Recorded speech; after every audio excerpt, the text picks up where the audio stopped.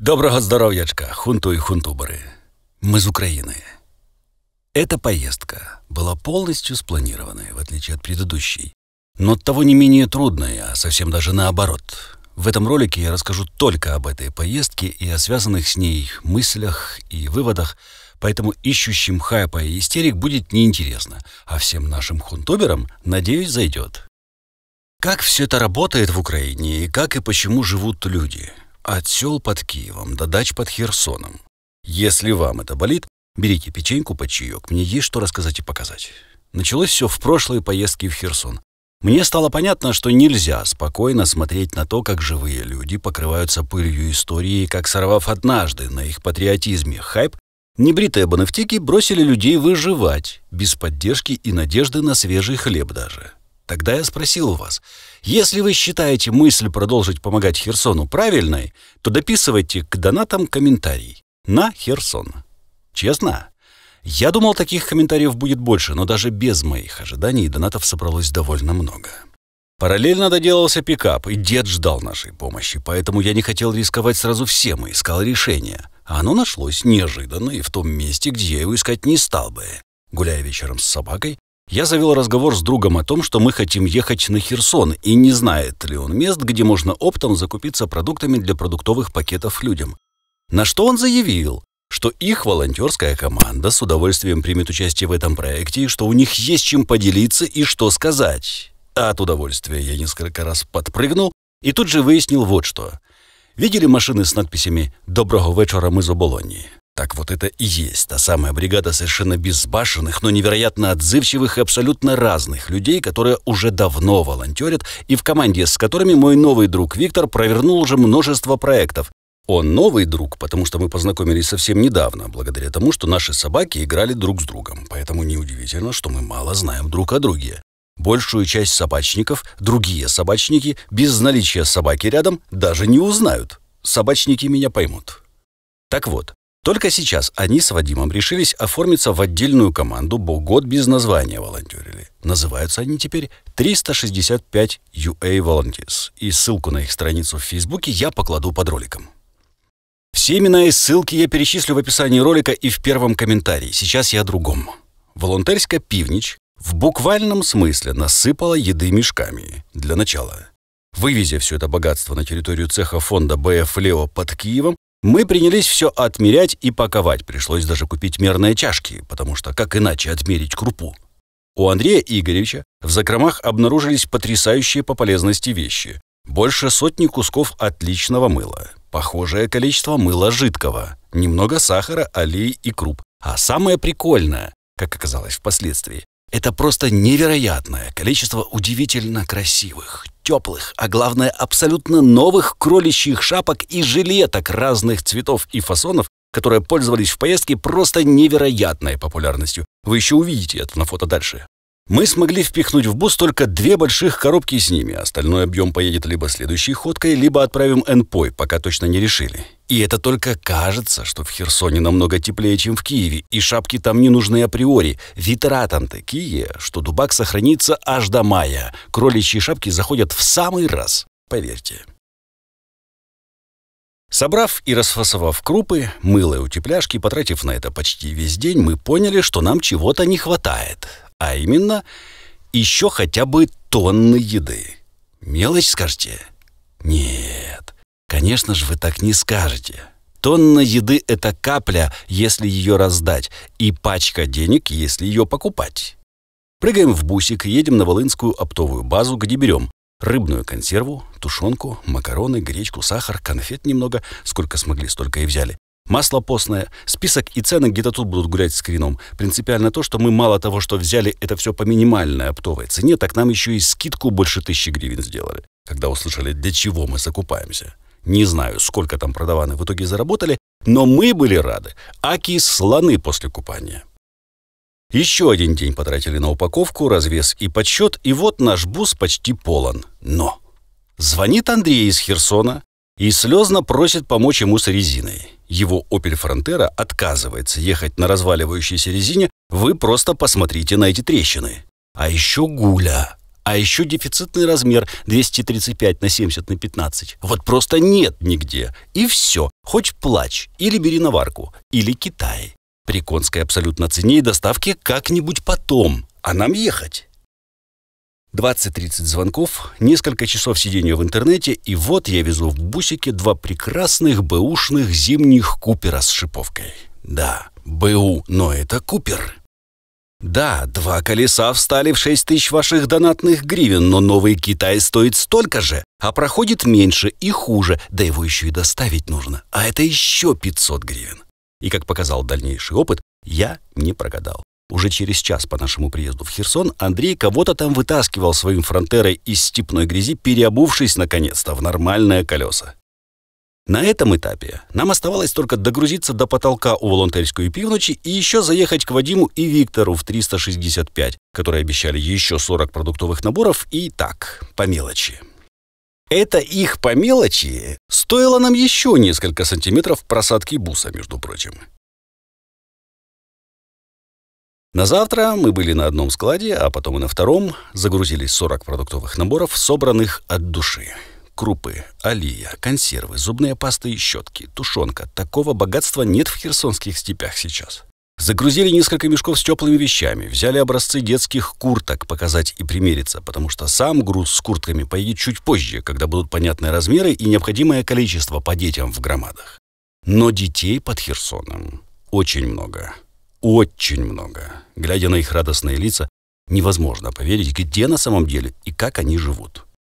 В довесок заехали к Наталье, которая собрала с собачников Оболони благотворительную дань в виде корма для животных, который ждал нас уже 2 недели. Вот она на фото. Кстати, это она в прошлую поездку снабдила нас окопными свечами и сухим кормом. Но сейчас свечей не было. У нее началось раздражение на картон, и производство она временно приостановила по соображениям безопасности для здоровья. Снабдила нас кормом для животных, за что ей фирменный херсонский гав-гав, что означает «дякую, дуже дякую», нормальным, сытым голосом.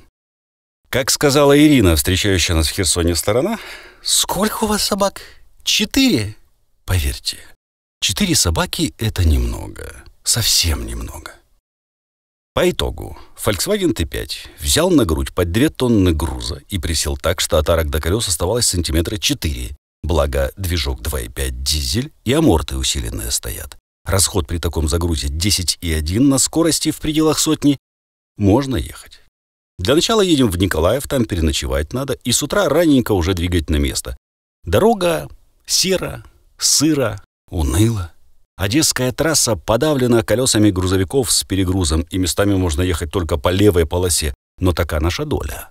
Никто не знает этого наверняка. И это, конечно, не доказано никаким судом, но по слухам от дальнобоев.